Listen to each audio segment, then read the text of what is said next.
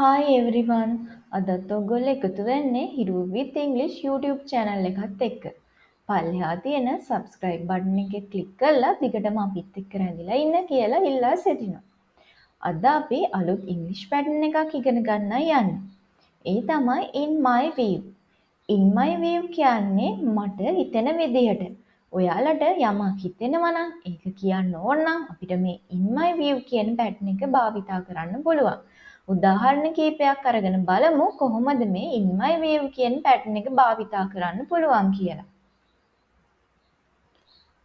මම හිතන විදිහට ඔබ ඇය හමු වීමට යා යුතුයි. In my view, you should go to meet her. අපිට හිතෙනවා නම් රූපවාහිනිය නැරඹීම කාලයක ආදැමීමක් කියලා. ඒක අපිට තවත් කෙනෙකුට කියන්න පුළුවන්. මම හිතන විදිහට රූපවාහිනිය නැරඹීම කාලයක ආදැමීමකි. ඒක ඉංග්‍රීසි වලින් කියන්න පුළුවන් In my view, watching TV is a waste of time. මම හිතන විදිහට ඔබ අමතර පන්තියකට සහභාගී විය යුතුය. In my view, you should participate in the extra class.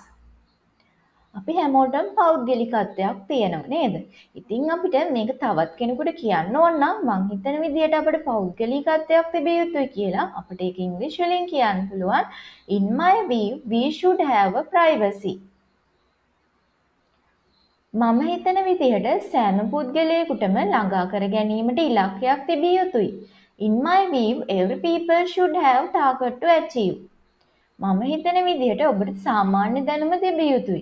In my view, you should have general knowledge. මම හිතන විදිහට සියලුම සිසුන්ට ඉලක්කයක් තිබිය යුතුයි.